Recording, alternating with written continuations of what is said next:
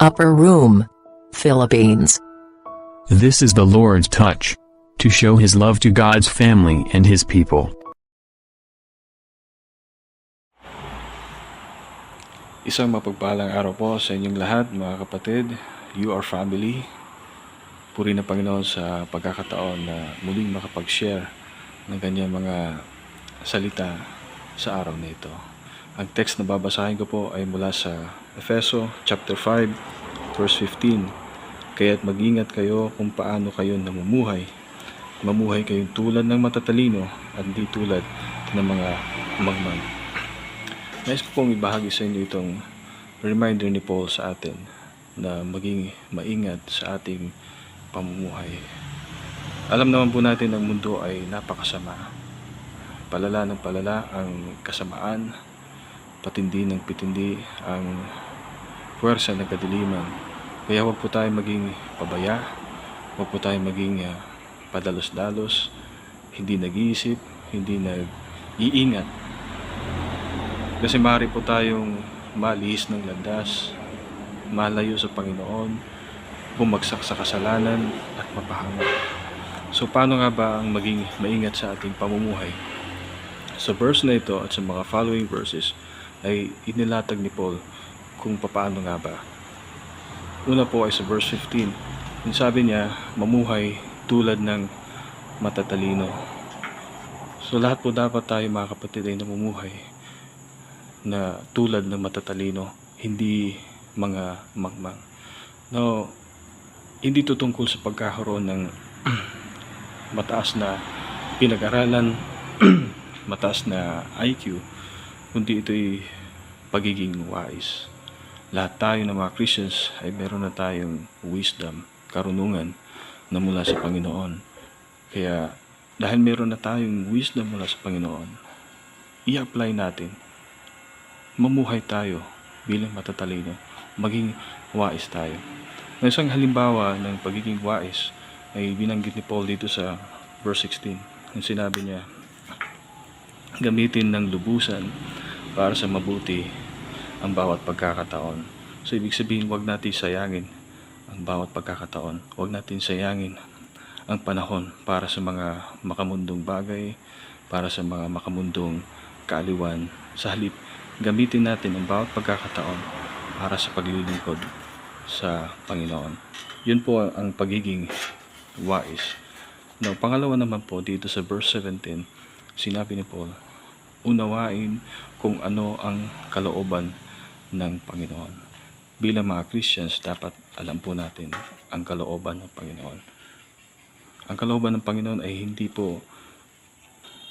ang kalooban ng Panginoon ay hayag na hayag. Nababasa po natin sa pamamagitan po ng Bible.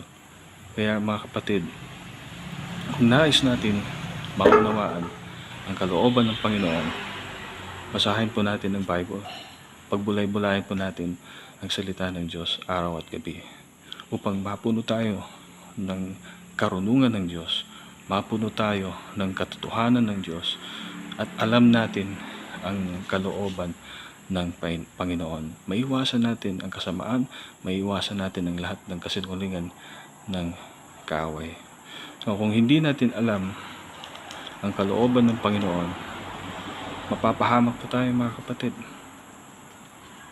Kaya dapat po unawain natin ang kalooban ng Panginoon. Maging maingat tayo. At pangatlo, dito sa verse 18, sikaping mapuspos ng Espiritu. Sabi dito, dapat kayo mapuspos ng Espiritu. Be filled with the Spirit. Yun pong sabi ni Paul. Nung idea ng be filled with the Spirit, mapuspos ng Espiritu, ay complete control ng Holy Spirit. Yung bang hayaan natin ng Holy Spirit ang magkokontrol sa atin. Sinabi ni Paul sa verse 18 na huwag kayong maglalasing, kundi mapuspos, mapuno kayo ng Espiritu. Ang ibig sabihin, huwag nating hayaan na kontrolin tayo ng alak. Sa halip, hayaan natin makontrol tayo ng Espiritu. Hayaan natin mapasailalim tayo ng kapangyarihan ng Espiritu Santo, yung nagpapasakop tayo sa gabay ng Espiritu Santo upang tayo magabayan sa ng bagay at sa gayon tayo po ay malayo sa panganib at tayo po ay nagiging matagumpay. So yun po mga kapatid, maging maingat tayo sa ating pamumuhay. Sa paanong paraan, una po ay mamuhay tulad ng matatalino. Pangalawa, unawain kung anong kalooban ng Panginoon. And pangatlo, sikaping mapuspos tayo ng Espiritu. So yun po mga kapatid, iniingatan tayo talaga ng Panginoon. Lagi tayong pinoprotektahan ng Panginoon. Ngunit responsible pa rin tayo na maging maingat, maging mapagbantay, maging wais upang hindi tayo bumagsak sa mga gawa ng kaaway, upang hindi tayo mapahamak. Let's pray.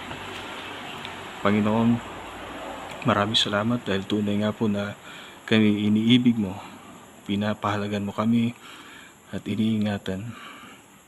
Tulungan mo kaming maging maingat, maging mapagbantay, maging wais, maging prayerful, at laging nakadepende sa gabay ng Banal na Espiritu upang kami lahat ay maging ligtas at malayo sa kapahamakan. In Jesus' name we pray. Amen. Maraming salamat po sa inyong lahat, mga kapatid, and God bless us all.